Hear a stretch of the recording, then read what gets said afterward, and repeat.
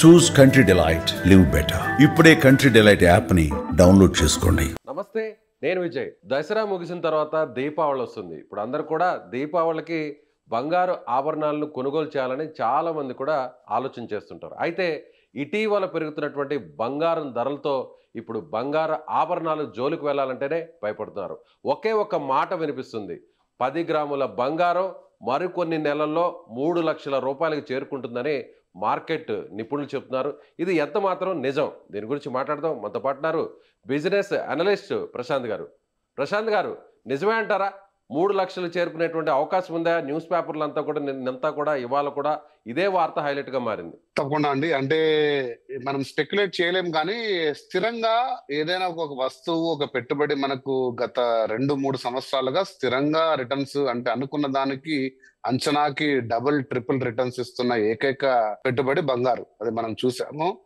2023 October నుంచి 2025 October, దాదాపు 2 సంవత్సరాల్లో 100% మనకు రిటర్న్ ఇచ్చింది. అంటే 1 ఇయర్ 40-45%, ఇయర్ ఒక 50%, దగ్గరగా 55,000 10 గ్రాములు ఉన్న బంగారం ఈ రోజు 1,25,000 దగ్గర చేరుకుంది. కాబట్టి అంచనాలన్నీ పెరుగుతూ పోతున్నాయి. ఎక్కడ ఇది స్టాప్ అవుతుంది, ఎంత దూరం పోతుందని మార్కెట్ లో అయితేనేమి, పెట్టుబడిదారులు అయితేనేమి, దేశాలు కూడా నిశ్చితంగా పరిశీలిస్తున్నాయి. వీటికి చాలా కారణాలు మనం ఇంతకు ముందు కూడా విశ్లేషించాము.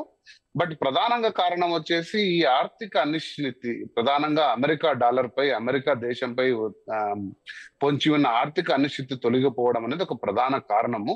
ఇది ఎన్ని రోజులు ఉంటుంది, ఎంత దూరం అవుతుంది అని చెప్పేసి మనం స్పెక్యులేట్ చేయలేం, కానీ ఉన్న రోజుల్లో పరిస్థితి మాత్రం మార్పు చెందే అవకాశం అయితే ఏం లేదు. ఖచ్చితంగా ఇది స్థిరంగా అభివృద్ధి అవుతూ పోతుంది. డిమాండ్ ఒకసారిగా పెరుగుతున్న పలు రీజన్స్ తో పెరగచ్చు, కానీ గత లాస్ట్ 10-15 డేస్ గా మనం పరిస్థితులన్నీ నిశ్చితంగా గమనిస్తే అమెరికాలో ఈరోజు అమెరికన్ గవర్నమెంట్ షట్ డౌన్ నడుస్తుంది. అది మీకు చదివే ఉంటారు. చాలా మందికి అంత డీప్ అండర్స్టాండింగ్ ఉండకపోవచ్చు, కానీ అమెరికాలో హౌస్ లో పాస్ అయిన బడ్జెట్ సెనెట్ లో రిజెక్ట్ అయింది. సెనెట్ లో ఇంకా రిపబ్లికన్స్ కి పూర్తి ఆధిపత్యం లేదు.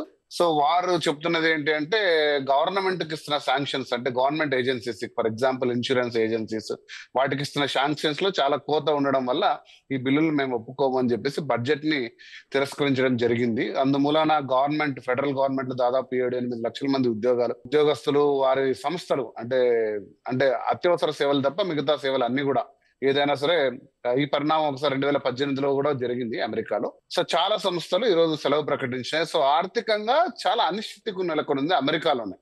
సో అటువంటి పరిణామాల్లో ఏమవుతుందంటే, డాలర్ ఇండెక్సేషన్ తగ్గుతూ పోవడం, అంటే దేశంలో ప్రపంచ కరెన్సీలతో పోలిస్తే డాలర్ వాల్యూ తగ్గుతూ పోతుంటే మదుపరులు ఎవరైనా సరే, అది రీటైలర్ అయినా, హోల్సేలర్ అయినా, ఇంకా దేశీయ బ్యాంకులైనా కూడా డాలర్ కరెన్సీలు వాళ్ళ పొదుపు మొత్తంలో ఉన్న డాలర్ కరెన్సీలు కొద్దిగా తగ్గించుకుంటూ వేరే సాధనాలు, వేరే కరెన్సీ వైపు చూస్తున్నాయి.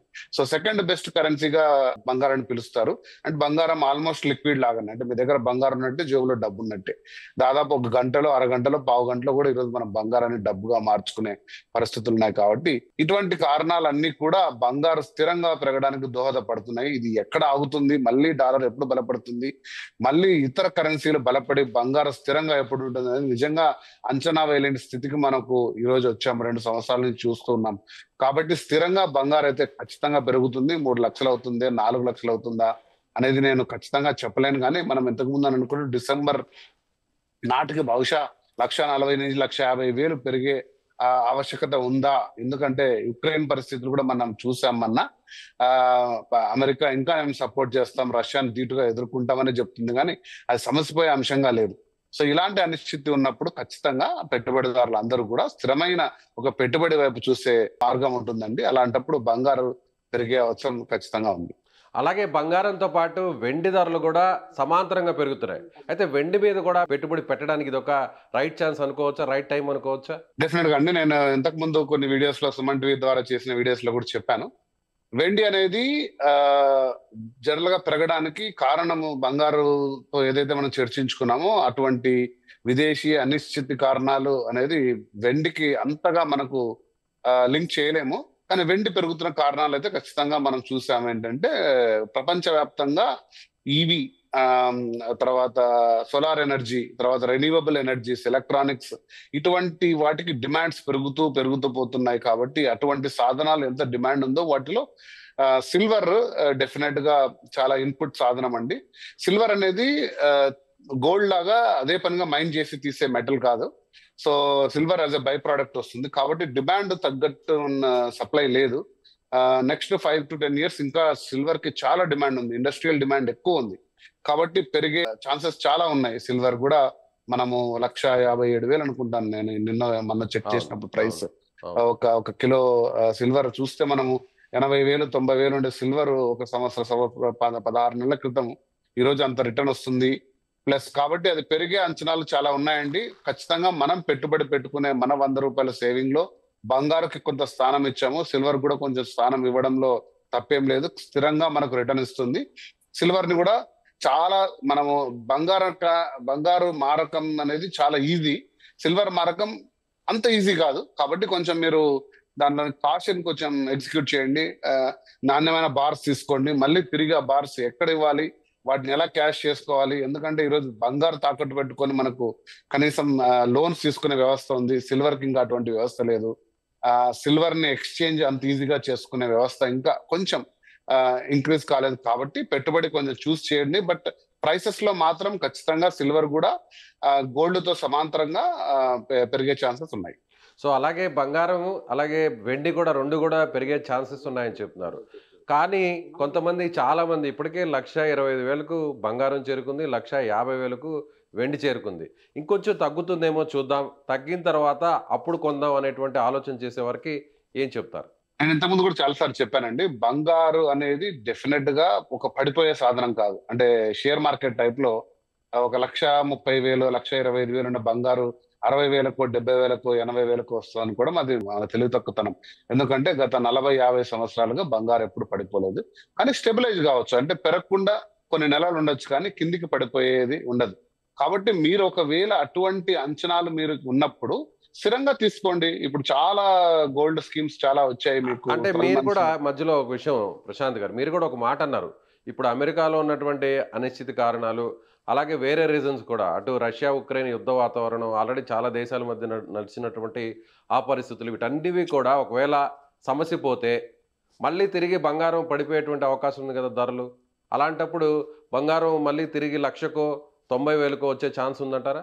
అది ఖచ్చితంగా లేదు. ఎందుకంటే నేను కొంచెం లోతైన విశ్లేషణ చేస్తాను ఇక్కడ. ఏంటంటే బంగారు ధరలు పెరిగింది ప్రధానంగా సెంట్రల్ బ్యాంకులు వాటిని రిజర్వ్స్ మలుచుకోవడం వల్ల.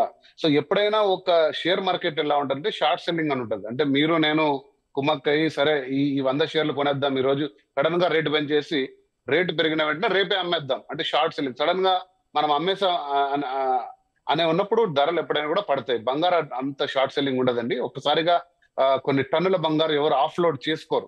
సో ఎందుకంటే అది వాళ్ళ దేశీయ నిల్వలకు డాలర్ రూపం కన్వర్ట్ చేసి బంగారు పెట్టుకుంటున్నారు.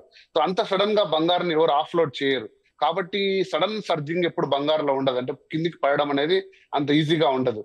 కాకపోతే స్థిరంగా అంటే బంగారు కొనడం ఆపారనుకోండి, చాలా మంది అక్కడ ఉంటే ప్రైస్ స్థిరంగా ఉంటుంది, ఎవరు హోల్డింగ్స్ వాళ్ళ దగ్గరే ఉంటాయి, డిమాండ్ కొంచెం తగ్గుతుంది, అప్పుడు ప్రైస్ అనేది సర్జింగ్ ఉండదు. అంతేగాని బంగారు సడన్ గా ఏ దేశం గానీ ఏ వ్యవస్థ గానీ టన్నుల కొద్ది మార్కెట్ లోకి అందుబాటులోకి తీసుకొస్తే అప్పుడు మనకు సప్లై పెరిగి డిమాండ్ తగ్గితే గానీ ప్రైస్ పడిపోవడం జరగదు. సో ఇది కొంచెం లోతైన విశ్లేషణ. సో నేను షార్ట్ గా ఏం చెప్తున్నానంటే షేర్ మార్కెట్ లో పడిపోతున్నట్టు బంగారు అయితే పడిపోవడం అంటూ జరగదు. మరి ఏదో మీరు ఊహించిన స్థాయికి అయితే ఖచ్చితంగా ఉండదు. ఒక 2,000 3,000 అటు ఇటు ప్రైస్ లో వేరియేషన్స్ వస్తాయి, కానీ బంగారం మరి తిరిగి ₹1,00,000 లోతుకి వస్తుంది నేనైతే నాకున్న అనుభవంతో ఖచ్చితంగా ఇది జరగదు అని మాత్రం చెప్పగలను. Right sir, thank you so much. మంచి లోతైనటువంటి విశ్లేషణ అందించారు ప్రశాంత్ గారు. సో వ్యూవర్స్ చూస్తున్నారుగా, సో ప్రశాంత్ గారు చెప్తున్నట్టుగా బంగారం మీద ఎవరైతే పెట్టుబడి పెట్టాలనేటువంటి ఆలోచన చేస్తున్నారో ఇమీడియట్గా ఇప్పుడు రైట్ డెసిషన్, వెంటనే దాని మీద పెట్టుబడి పెట్టవచ్చు. అదేవిధంగా ఎవరికైనా కానీ షేర్ మార్కెట్లో ఏ విధంగా అయితే సడన్గా కుప్పకూలిపోతాయో షేర్స్ అన్నీ, అలాంటి పరిస్థితులు బంగారానికి సంబంధించినటువంటి ఇన్వెస్ట్మెంట్ పెట్టే వాళ్ళకి రావు.